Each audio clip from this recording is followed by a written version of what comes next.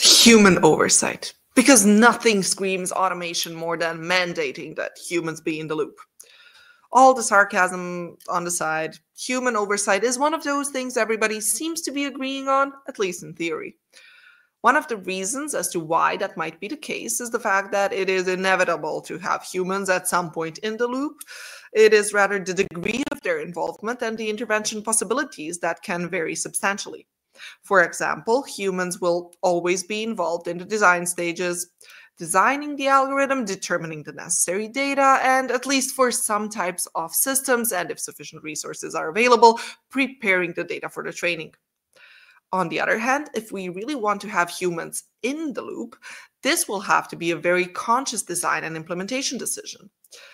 While the EU AI Act mandates human oversight, it leaves a lot of room for interpretation how to do it. But make no mistake, the standard is likely to still be quite high to make the oversight efficient and appropriate. For example, what the AI Act also explicitly mentions is that persons exercising the oversight have to be sufficiently aware of their own predisposition to be influenced by the AI system in question, even when they should not be. This phenomenon is also known as automation bias, which is basically what happens when we get an AI-generated prediction, decision, recommendation, or even text, and just accept it because, well, it looks accurate. Why wouldn't it be? Now, being aware of this versus being able to effectively control yourself and not to be affected by it are two very different things. Nonetheless, by mandating that the persons exercising oversight be aware of this, the AI Act also kind of mandates at least a certain level of digital literacy to be instilled in those interacting with the AI. One thing where the AI Act kind of starts making a lot less sense and diverges from well-developed and established engineering practices is in paragraph 4E of Article 14, which reads that human oversight, or the human performing the oversight, has to be able to intervene in the operation of the high-risk AI system or interrupt the system through a stop button or a similar procedure that allows the system to come to a halt in a safe state.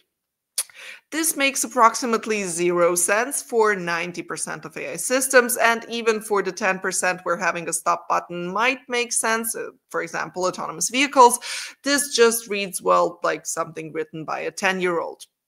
I mean, a stop button? Really? What? Do they want to have like a big red button you press and everything stops? And still back to our 90% of systems out there, that's not really how it works, guys. Think about API integrations or complex interacting and interconnected systems. What happens if you press the big red button and stop one of them? Or do they just want you to stop the final system? But that is not what letter E says, is it? I don't know, guys. In terms of specific systems and their specific expected oversight measures, the only ones mentioned are facial recognition AIs, where each individual decision has to be verified twice. For all other systems, well, let's just say that appropriateness is open for interpretation. So your guess is as good as mine.